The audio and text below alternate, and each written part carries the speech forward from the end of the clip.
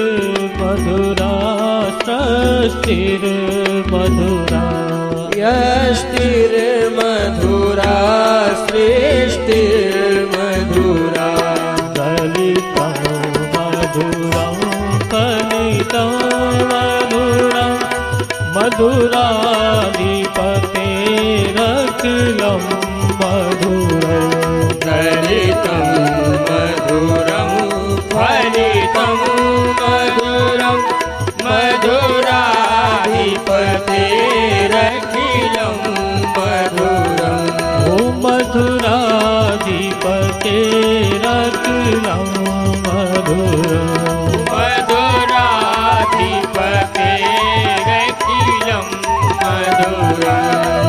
मधुरं मधुरं मधुरं मधुरं मधुरं मधुरं मधुरं मधुरं मधुरं मधुराधिपतेरखिलं मधुरं मधुराधिपतेरखिलं मधुरं। बोलिए द्वारिकाधीश भगवान की जय। बालकृष्ण लाल की जय। राघवेंद्र सरकार की जय। श्री सुखदेव जी महाराज की जय। श्री भागवत भगवान की जय। जय जय श्री राधे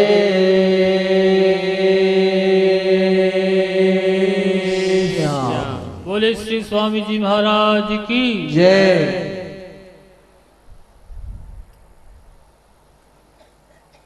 स्वर्गे सत्ते च कैलासे वैकुंठे नास्त्ययं रसः अतः पिबत सद्भाग्या मामा मुंचत करिहि चित। जो लाभ हमें मानव जन्म लेकर भारतवर्ष में जन्म लेकर भगवान की आराधना साधना उपासना चरित्र श्रवण करने का लाभ यहाँ मिलता है, वह लाभ स्वर्ग में वैकुंठ में सत्यलोक में भी प्राप्त नहीं होता।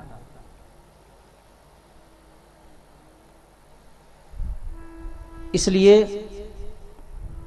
कलौ विच्छन्ति, कलयुग में जन्म लेने की इच्छा करते हैं सतयुग के मनीषी जन भी।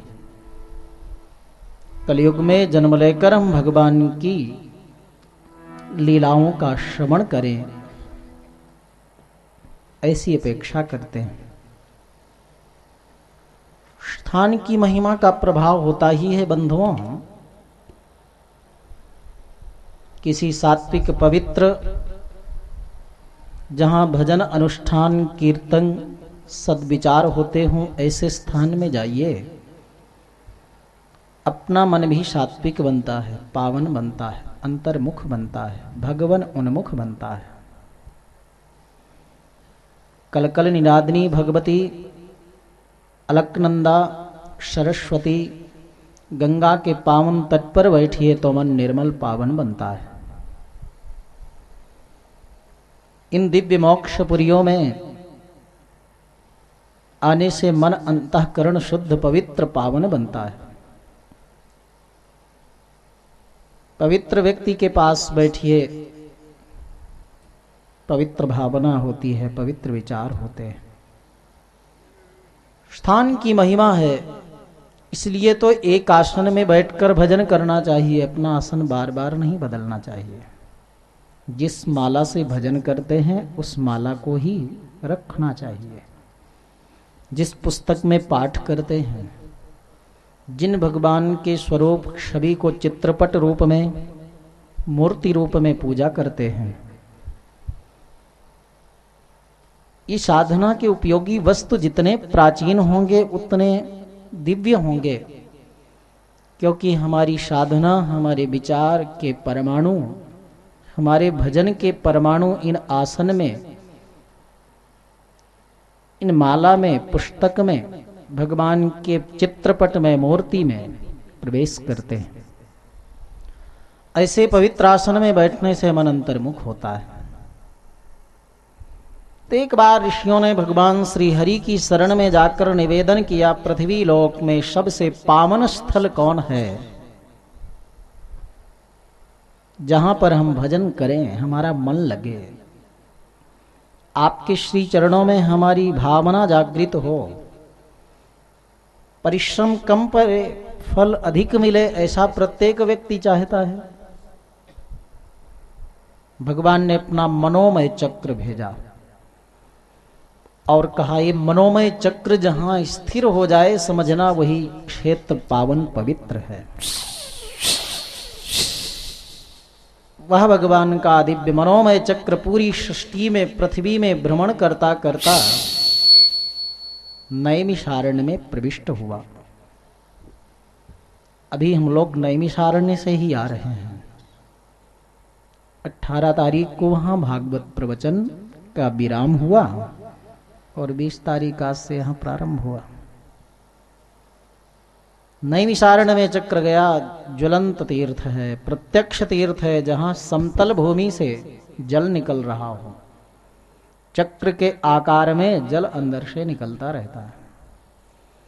उस स्थल को पावन पवित्र समझकर सभी ऋषि 88,000 बैठकर ध्यान करते, जप करते, अनुष्ठान करते, हवन करते। ऐसी साधना करने पर भी मन नहीं प्रसन्न हुआ, चित्त नहीं प्रसन्न हुआ, अपने को अपूर्णता अनुष्ठान में मानते हैं। तो उन्हीं ऋषियों के बीच में एक सूत जी महाराज थे। व्यास जी के शिष्य हैं, परम ज्ञानी हैं, पुराणों का अध्ययन किया हुआ है। 88,000 ऋषियों ने उनको दिव्यासन पर बैठाया और प्रार्थना किया कि अज्ञानध्वांत विध्वंस कोटि सूर्य समप्रभ सूताख्याहि कथासारम मम कर्ण रसायनम।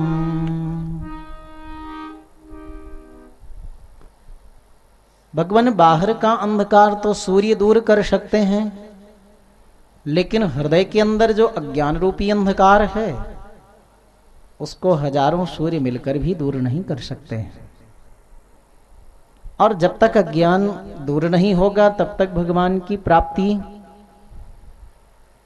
नहीं हो सकती है, मानवता की पूर्णता नहीं हो सकती है, उच्च शिखर में हम नहीं पहुंच सकते हैं। मानव की परिपूर्णता के लिए आप कृपा कर हमें भगवत चरित्रों का श्रवण कराइए। सद्गुरुजनों के उपदेश से ही हृदय का अंधकार दूर होता है और उस अंधकार के दूर होने से ही जीव की परिपूर्णता होती है। कृपा कर आप हमें बतावें, किस कलयुग में जहां मानव असुर हो गया है, विचार अपवित्र हो गए हैं, कैसे बचा जा सकता है? माया मोह से बचने का उपाय बताइए। श्रेयसां यद्भवेत् श्रेयः पावनानां च पावनम् कृष्ण प्राप्तिकरं सस्वत् साधनं तद्वदाधुना। बहुत सारे सत्कर्मों का वर्णन है भगवान। उन सत्कर्मों में सर्वश्रेष्ठ सत्कर्म क्या है? मन को पावन बनाने का उपाय क्या है? भगवान श्री हरि की प्राप्ति किस उपाय से निश्चित रूप से होगी? एक कृपा करके हमें बताइए।